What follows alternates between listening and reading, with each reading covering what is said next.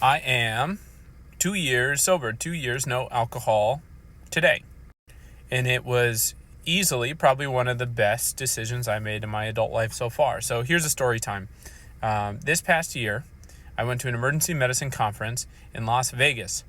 And if you know someone who has struggled with alcohol before, it can be hard for them to be surrounded by alcohol all the time. And guess what they do in Vegas? Everyone drinks all the time. But what a good reminder for me. There are some people that can probably return to alcohol in a responsible way. I don't think I'm one of those people, because every time I saw one of my co-residents or someone at the conference having a drink, a almost embarrassing amount of brain space was thinking about what they were drinking, and I wish that I could do that, right? Like, oh, that's so expensive, or oh, I haven't tried that before. Oh, that looks so fancy. We're at this fancy place. We're getting free drinks. Like, a large portion of my brain was thinking about that.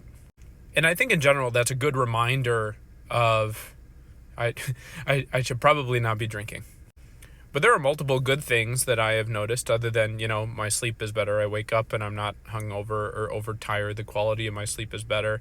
I eat food now, like actual food, because when you're drinking, you don't really want things with macros in it. You just want more calories to feed the calories you're getting through booze. So I don't eat like a box of Cheez-Its every day. I feel like most of my medical education was fueled by Cheez-Its. So the content of what I'm eating is better, which means my children are seeing me eat real food when I'm hungry, which I think is going to have some downstream effects.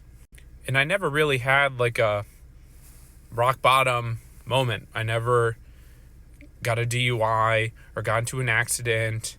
I never did any of those like life-altering things, but I was definitely on a dangerous trajectory, I think, because I have a lot of genetics. Like every McGough before me, it seems, has struggled with alcohol to varying degrees. And I'd be lying if I said it wasn't hard, because it still is. And I wish, especially in ER or just in medicine in general, you have that first patient of the day and they're just terrible. They're cursing you out, they're being mean to the nurses, or they're trying to like physically assault you or whatever, right? Medicine. And I wish that I could be like, oh, I can't wait to like have a beer and decompress after work. But I don't think I'm that kind of person that can just have one, so I won't have that. But I'm so thankful to have learned this now, and to have a wife that's so supportive of me walking through this, and to have family members that I can talk to who have also had tumultuous relationships with drinking, because I see patients that don't have that.